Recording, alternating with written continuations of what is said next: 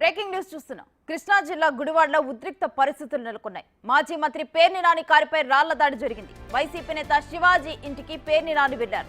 అయితే తమ పార్టీ అధినేత ఉప ముఖ్యమంత్రి పవన్ కళ్యాణ్ పై పేర్ని నాని అనుచిత వ్యాఖ్యలు చేసినందుకు క్షమాపణ చెప్పాలంటూ జనసేన సైనికులు డిమాండ్ చేశారు. ఆందోళనకు దిగారు. రాళ్ల దాడిలో పేర్ని నాని కారు అద్దాలు పగిలిపోయాయి. టెన్షన్ వాతావరణం ఏర్పడింది.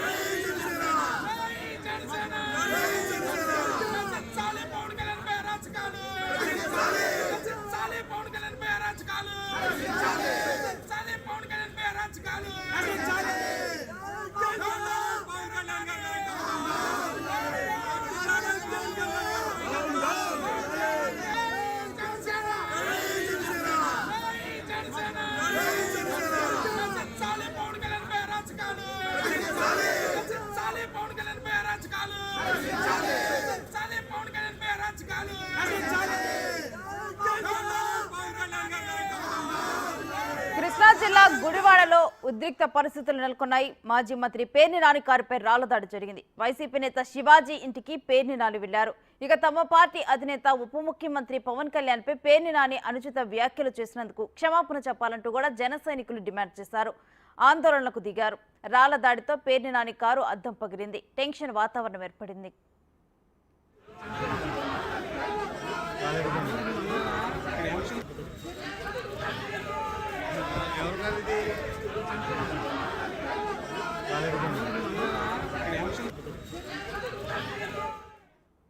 ఇక ఇదే అంశానికి సంబంధించిన డీటెయిల్స్ మా ప్రతినిధి మల్లికార్జున్ అందిస్తారు.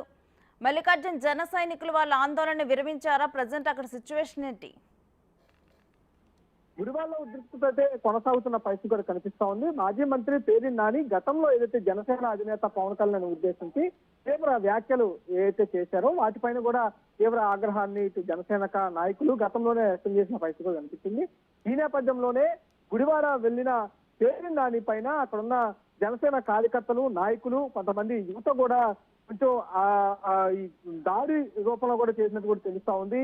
ఏదైతే పేర్ని నాని పైన కూడా అవమానానికి పాల్పడినట్టు కూడా తెలుస్తా ఉంది. కోడిగుడ్డులతో కూడా అక్కడున్న యువత గాని అక్కడున్న జనసేన నేతలు కూడా దాడి చేసినట్టు కూడా తెలుస్తున్న పరిస్థితి కూడా కనిపిస్తా ఉంది. పోలీసులు కలగజేసుకుని చెప్పే ప్రయత్నం అయితే చేస్తున్న పరిస్థితి కూడా కనిపిస్తా ఉంది. పవన్ కళ్యాణ్ ఏదైతే గతంలో చేసిన అనుచిత వ్యాఖ్యలు ఏవైతే ఉన్నాయో వాటన్నిటిపైన ఇప్పుడు క్షమాపణ చెప్పాలంటూ కూడా వాళ్ళ డిమాండ్ అయితే కొనసాగుతుంది. అక్కడే రోడ్డుపై బేటాయించి మరీ ఆందోళన అయితే వాళ్ళు కొనసాగిస్తున్న పరిస్థితి కూడా కనిపిస్తా ఉంది.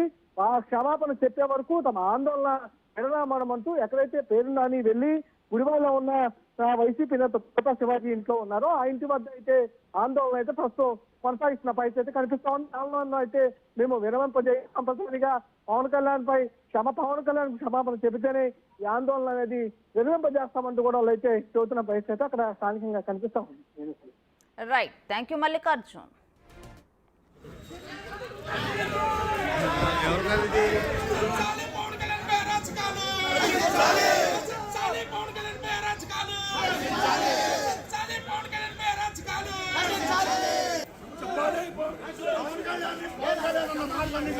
సమాధానం చెప్పాలి పవన్ కళ్యాణ్ గారికి, చెప్పాలి పవన్ కళ్యాణ్ గారికి, చెప్పాలి పవన్ కళ్యాణ్ గారికి క్షమాపణ, చెప్పాలి పవన్ కళ్యాణ్ గారికి క్షమాపణ.